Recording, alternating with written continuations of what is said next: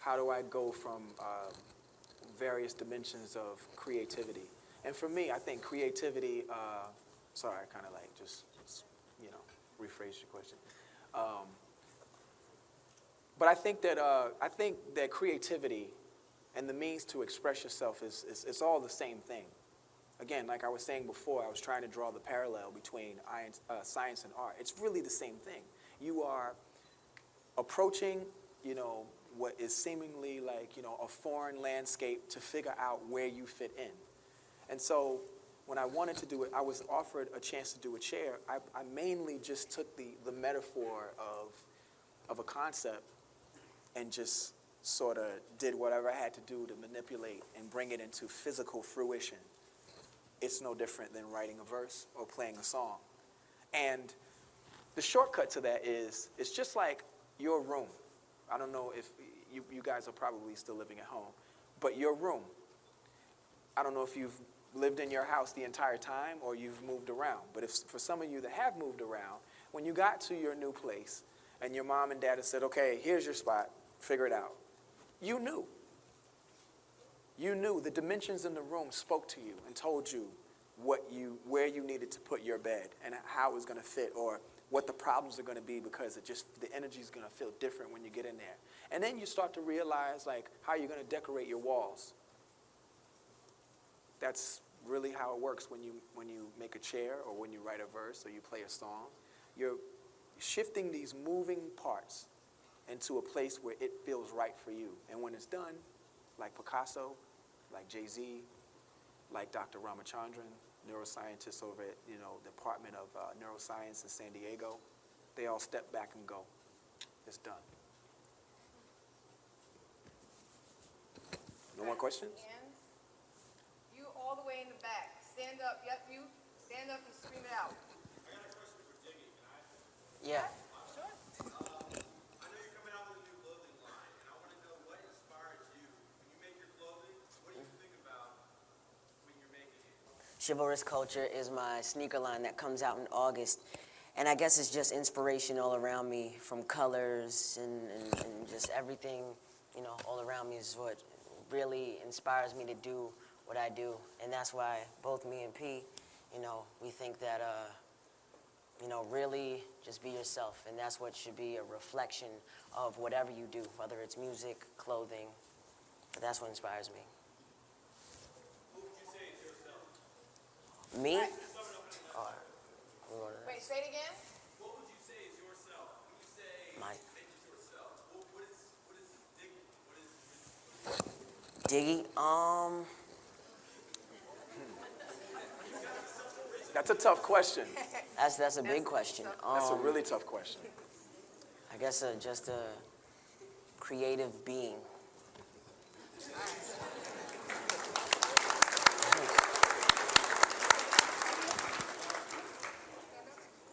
What keeps us motivated? Of course, my mother is a strong motivational force. My father as well. My family.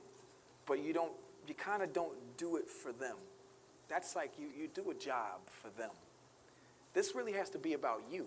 Because if you spend your time doing things for other people, you're going to look back and go, well, what about me? And it sounds like you're being selfish, but I say this all the time. When you're on an airplane and they say, if something happens, you know, the oxygen mask comes down. Who do they tell you to put, who should you put the mask on first? The person next to you? Why do you put it on yourself? That's exactly right. So if you don't pay attention to who you are, you cannot possibly be good to the next person. And if you could, ingeniously, it won't last for so long. Kidult, I mean, you guys are here, so you've heard it. But I saw that there was an overwhelming amount of kids when our president was, when he became the candidate. I saw so many like junior high and high school kids that were like so concerned about the science of politics and how it was going to affect their lives.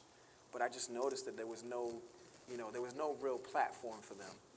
So we kind of just jumped in and just did it.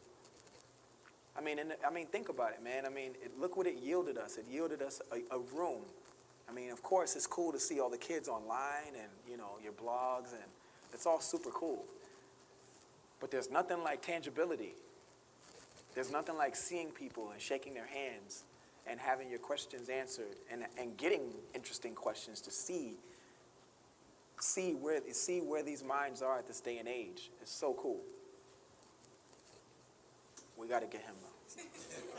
All right, go ahead. When I met Nigo, I was blown away. I thought, whoa, here's a guy who's doing everything I ever wanted to do. And I was like, man, I get it. It's like I've been doing it in music, but I just haven't been putting it in practice with everything else. And he was kind of the guy that pushed me out into the other ethers, like, don't be afraid, go get it. You have the idea, you can blueprint it and make it happen. He's kind of like a big kid as well. Absolutely. As you guys all should be, kidult. Yes, yes. His question was, with so many various entities, how do I divvy up the time and what gets the priority? I don't have much of a social life, but I'm cool with that. But, no, I know it doesn't, I know, but I don't have much of a social life. I don't. You don't have time. You have things that you have to do and have to get done. And at the same time, I'm having a ball. So that's kind of like that's kind of like the longer part of the answer. And the other part is that you're just motivated. You're motivated to do these things. It's like someone, you know, you could call me a workaholic, or you could say that I just sort of chase my passions. So that doesn't really leave a lot of room for hanging out and, you know, and I'm not saying that hanging out is not good and could not be fruitful for you. I'm just saying, like, focus is very important. At this day and age, well, at this part in your life, you know, from, in my opinion, from 12 to, I want to say, maybe 25, you should be so focused so that when the winter comes, your cupboard is full. Winter meaning, you know, in your 40s, 50s, and that's not a bad place to be, because I'm 37. I'll be 40 in 3 years. I'm having a wonderful time. But you know what? What I want to do is I'll be social then. I'll hang out then. But focus on your life. Right here in the middle.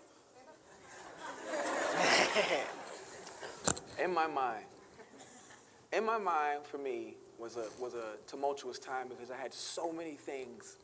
My mind was just teeming with ideas. And as a producer, I kind of mixed the functions of being a producer and being an artist a little too much.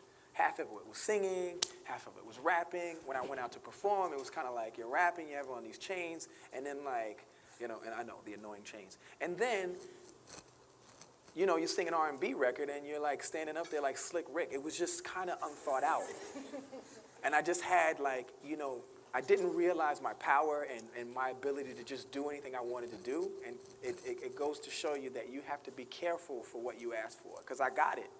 And it was cool, and the album did okay.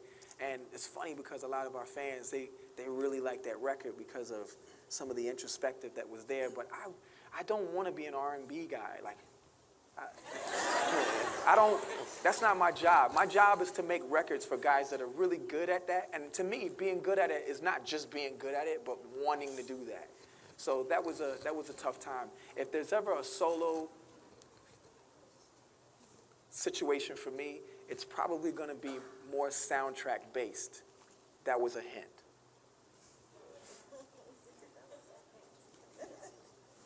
I'm sorry, or a score. Okay, let's see. We're skipping him. He's. Oh, okay, go ahead. Let's get him. You guys have good, hard questions. For sure. I usually get like 5. 10 is big. Yeah, 10 is tough, man. Could you imagine like what's happened in the last 10 years? Yes. There's something called the iPad. And then the iPhone 4 with the video chat. Right? Crazier. And the funny thing is, it's like 10 years ago, when we were in Japan, we saw the phones where it was like live video. They didn't even have iChat then, or Skype, but they just had the technology. So it's tough to really